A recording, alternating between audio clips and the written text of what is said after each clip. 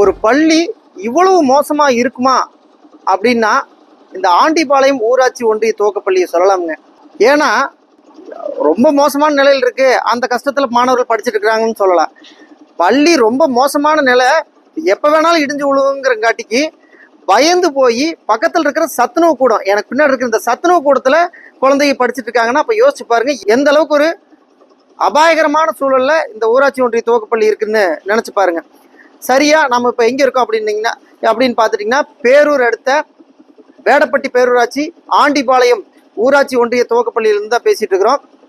இந்த பள்ளி கிட்டத்தட்ட 2002 இருந்து செயல்பட்டு இருக்கு. ஆரம்ப காலத்துல 100க்கும் மேற்பட்ட மாணவர்கள் படிச்சுட்டு இருந்த இந்த பள்ளி பழுதடைஞ்ச காரணத்தினாலேயே 4-5 வருஷமா இந்த பள்ளியில மாணவர் சேர்க்கையே நடைபெறாம இப்ப வெறும் 18 பேர் மட்டுமே இந்த பள்ளியில படிச்சுட்டு இருக்கிறாங்க. இன்னும் சொல்ல போனா இந்த ஸ்கூல்ல அப்படி என்னென்ன பழுதடைஞ்ச நிலையில் இருக்கு அப்படின்னு நீங்க நினைக்கலாம். ஸ்கூலே எப்ப வேணாலும் இடிஞ்சு விழுகிற நிலையில தான் இருக்குது. லிண்டன்ல இருந்து உள்ள மேற்கூரை பில்லரி எல்லாமே காங்கிரீட்கள்ல உடஞ்சு ஓதம் ஏறி கம்பி எல்லாமே துரு பிடிச்சி அத்தனையும் வெளியே தெரியுது. தட்டுனாவே அப்படி இதெல்லாம் உழுகுது, சிமெண்ட் எல்லாம் உடஞ்சி விழுகுது. அப்ப யோசிச்சு பாருங்க எந்த அளவுக்கு இந்த சூழல்னு. அதுபோக இங்க அந்த யாரும் மாணவர்கள் உள்ள போயிடக்கூடாதுங்கிறதுக்காக கதவுகளை பூட்டி வச்சிருக்கிறாங்க.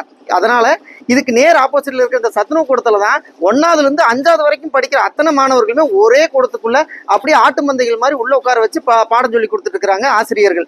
அதுவும் இல்லாம இங்க கழிப்பறை வசதி இல்ல, தண்ணீர் வசதி இல்ல. கழிப்பறைனா 1 பாத்ரூம் தவிர 2 பாத்ரூம் இந்த மாதிரி வந்துச்சுன்னா அவங்கவுங்கள வீட்டுக்கு அனுப்புறதோ இல்ல வேற எங்கேயாவது அருகில் இருக்கிற இடங்களுக்கு தான் செல்ல அறிவுறுத்துறாங்களாமா ஆசிரியர்கள். தண்ணீர் வசதி இல்ல, விளையாடுறதுக்கு ஒரு நல்ல விளையாட்டு உபகரணங்கள் இல்ல, பள்ளிகளை சுத்தி ஒரு காம்பவுண்ட் வால் இல்ல, ரோட்டு மேல அப்படியே ஓப்பனா இருக்குது. சமைக்கிற இடத்துல படிக்கிறாங்க. அப்ப சமையல் இன்னும் ஒரு சின்ன ஒரு பக்கத்துல ஒரு அறை எடுத்து அதுலதான் சமையல் செஞ்சு இவங்களுக்கு மாணவர்களுக்கு பரிமாறிட்டு இருக்கிறாங்களாமா.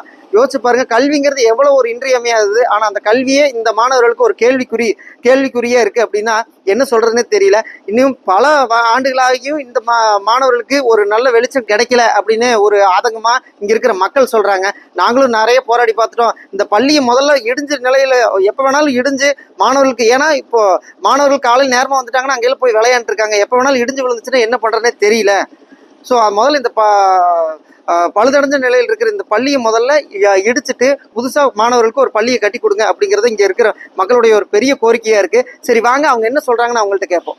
இங்க ஆண்டிபாளையத்துல எங்க ஸ்கூலு கவர்மெண்ட் ஸ்கூலெல்லாம் கொஞ்சம் ரிப்பேர் வேலையெல்லாம் பார்க்கணும். கொஞ்சம் இடிச்சு கட்டி கொடுத்தா கொஞ்சம் பிரயோஜனமா இருக்கு. குழந்தைங்க நிறைய படிக்காங்க. இப்போ சத்துணவு உட்கார வச்சுதான் நாங்கெல்லாம் சொல்லி கொடுக்குறாங்க. அதனால கொஞ்சம் கட்டி கொடுத்தா பரவாயில்லைங்க. 2-3 வருஷமாவே நாங்கள் சொல்லிட்டு தான் இருக்கோம். ஆனால் அவங்க பண்ணித்தரேன்னு சொல்றாங்க. எந்த நடவடிக்கையும் இல்லை. அதனால கொஞ்சம் கட்டி கொடுத்தா கொஞ்சம் குழந்தைகளுக்கும் கொஞ்சம் ஹெல்ப்ஃபுல்லா இருக்கு. அந்த ஸ்கூல் இப்படிக்கிறனால கொஞ்சம் ஸ்கூல் குழந்தைகளும் சேர்த்த மாட்டேங்கிறாங்க.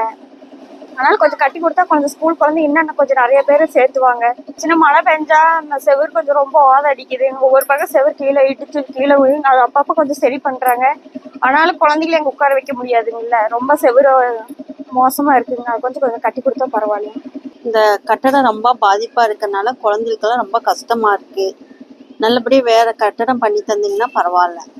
ரொம்பவுமே கஷ்டப்படுறாங்க குழந்தைங்க. எல்லாம் ஒன்னா உட்காந்துட்டு இடிஞ்சுழுகிற மாதிரி கம்பியெல்லாம் நீட்டிட்டு இருக்குது. எல்லாம் ஒரே மாதிரி உட்காந்துட்டுக்கனால அதுக்கு எப்படிங்க புரிய பாடம் எடுத்தா அவங்களுக்கு உட்காரக்கும் கூட கஷ்டமா தான் இருக்கு. அப்புறம் எப்படி பாடத்தை கவனிப்பாங்க அவங்க?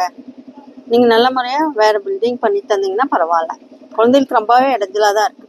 அது ரொம்ப வருஷமா இருக்கு, 4 வருஷமா இருக்குங்க. அவங்க சரி இதை ரெடி பண்ணி தராங்கிறாங்க. சரி அதனால அவங்க இதை ரெடி பண்ணி தரேன்ட்டு தான் இப்போ இந்த சின்ன ஸ்கூல்ல சத்துணவு செஞ்சுட்டு இருந்தாங்க. அதில் உட்கார வச்சிருக்காங்க 1ல இருந்து 5ஆவது வரைக்கும்.